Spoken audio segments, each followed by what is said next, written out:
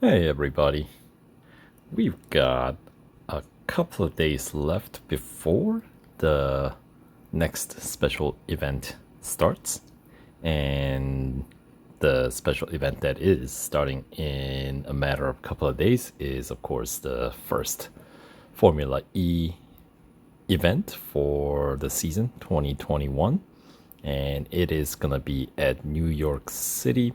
The event will run from July 2nd through July 11th.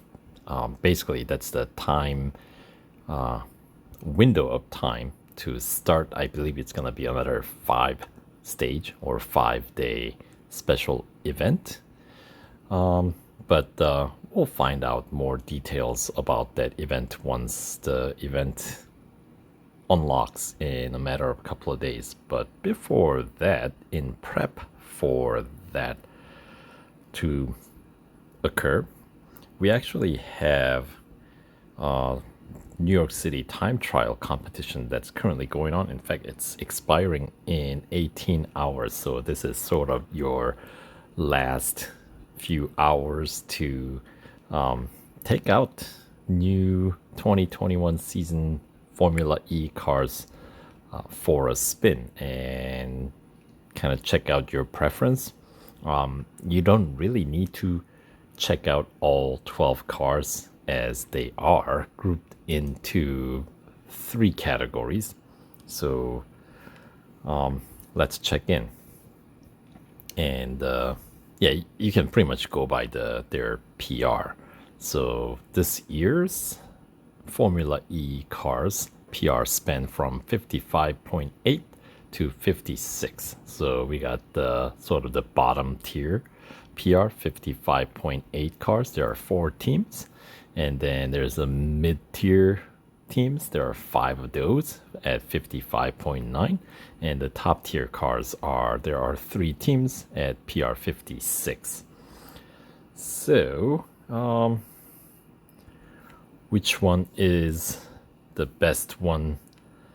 Well, it depends on your style of racing. If you just surely go by the PR, the best team are gonna be your Mercedes EQ, the Formula E team, the Silver Arrow 02. And let's see, there are only 3 cars this season with the PR 56. So Nissan e.dams Nissan IM02 Season 7 is another one with the top tier PR of 56.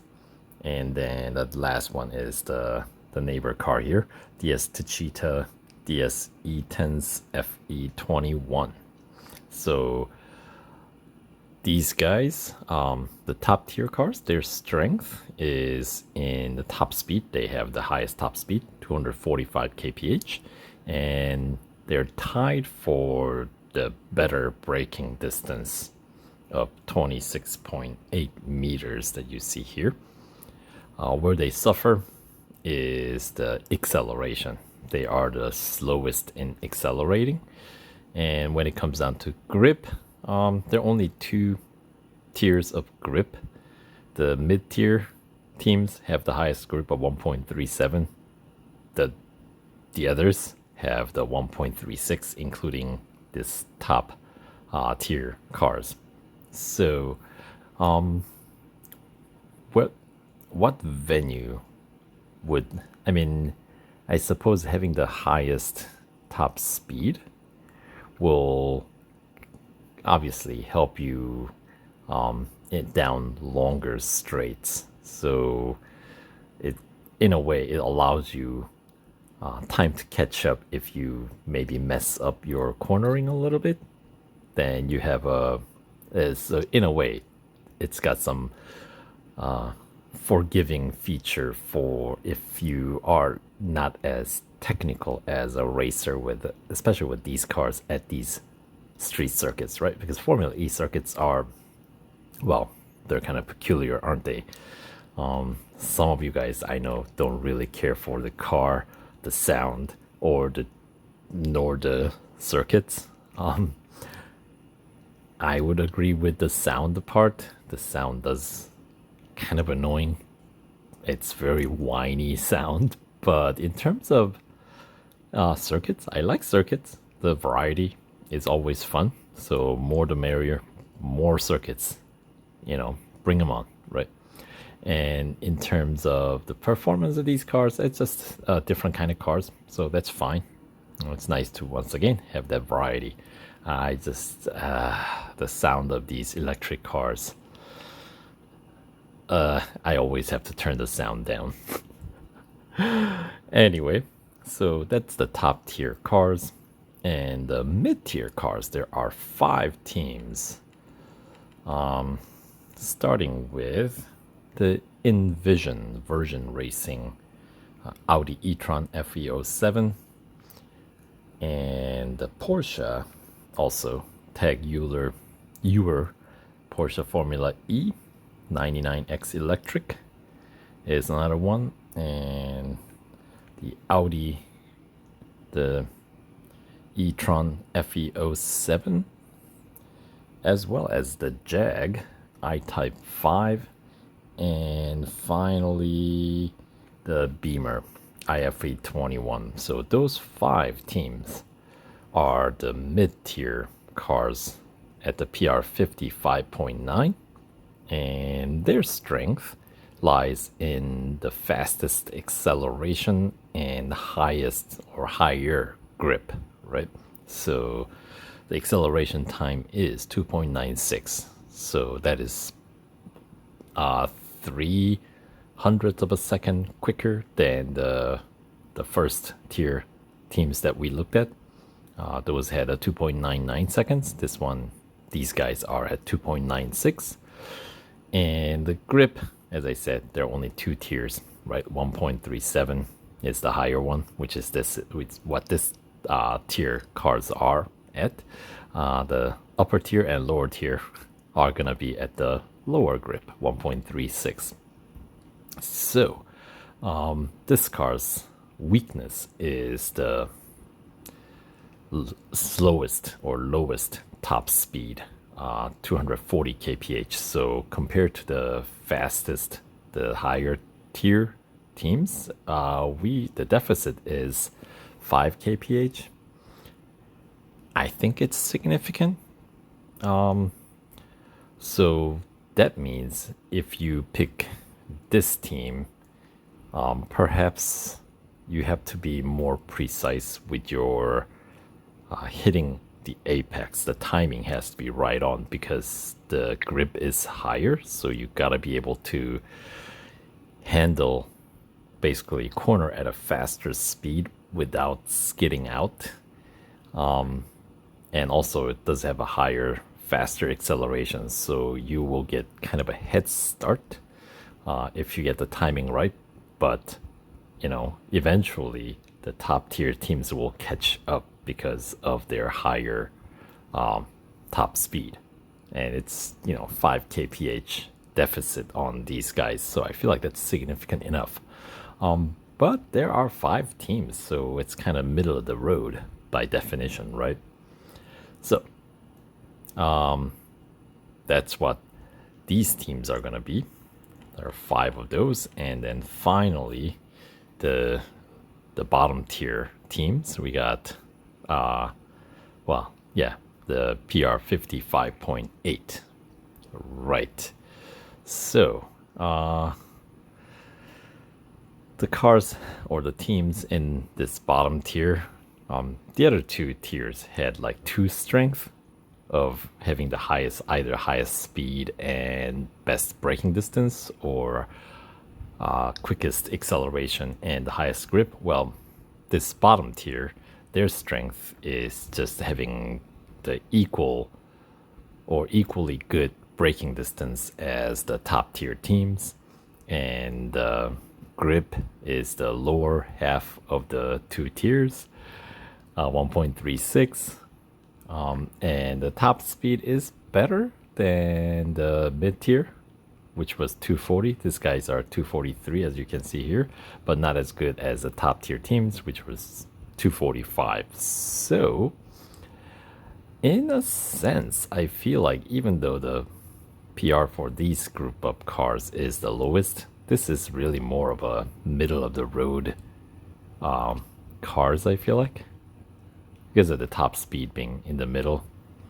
And Formula E cars, these electric cars, the top speed actually, we do reach it. They are obviously not as high, but because you don't have to deal with the kind of engines that the you know what do you call it, the torque conversion, where acceleration significantly slows down towards the upper I don't know, upper hemisphere of the speedometer, right? On gas engine cars typically. Electric cars don't have that because, it's just a motor. It just spins faster, right? So a little bit more evenly spread across the speed spectrum typically, right? So these top speed are achievable in many of these cars. So the fact that these group of cars, even though their PR is the lowest, their top speed is in the middle of the road, which tells me they are more of a mid-range cars, oddly enough. Anyway, so for that, we got this Rocket Venturi Racing. It's a Mercedes, but PR is lower than the actual Mercedes team, Silver Arrow O2. So Rocket Venturi's Mercedes EQ Silver Arrow O2 has the lower PR than the Team Mercedes, right? So don't get confused. Team matters more. And the other car in this tier is going to be Mahindra Racing M7 Electro. And the next, we've got Neo 333 FE team, Formula E team, right? Neo 333 0001 is also in this tier. And finally, Dragon Penske Autosport Penske EV5 also falls in this category. So, yeah, so that's about the breakdown of this season, 2021 season's Formula E cars. So we still have time to kind of, test drive these cars. So take advantage of this opportunity. It's the right venue as well. Right now, they are pretty even because obviously we haven't won any of these tuning setups yet. So everybody's starting more or less from scratch. Now, with that being said, obviously, if you've already been racing these, you might have accumulated some driver XP to enhance your car's performance. So that's really the only thing right now that's gonna distinguish one racer from another in terms of PR getting higher, right? Since you cannot really, level up your team principles, since you get that from purchasing tuning setups when, well, we haven't had an event to purchase them. So anyway, speaking of tuning setups, if it's like the last year's Formula E event, it should cost about like 1.9 million motorsport dollars. That's how much, kind of round number, what it costed to meet the PR requirement. We'll see once the event unlocks in a matter of a couple of days. We'll have another video actually going through the actual numbers, dealing with the event itself, how much it'll cost, how to meet the PR requirement, and whatnot. So anyway, that will do it for this kind of a, I guess, preview of 2021 season cars. And I got a time trial race to run. So here, I'll do it right now. Let's see, who should we pick? Let's go with one of the top tier teams, maybe? Or should we go with the middle of the road, or I don't know. You know what? We'll just pick the first one. Here, Rocket Venturi. Let's go.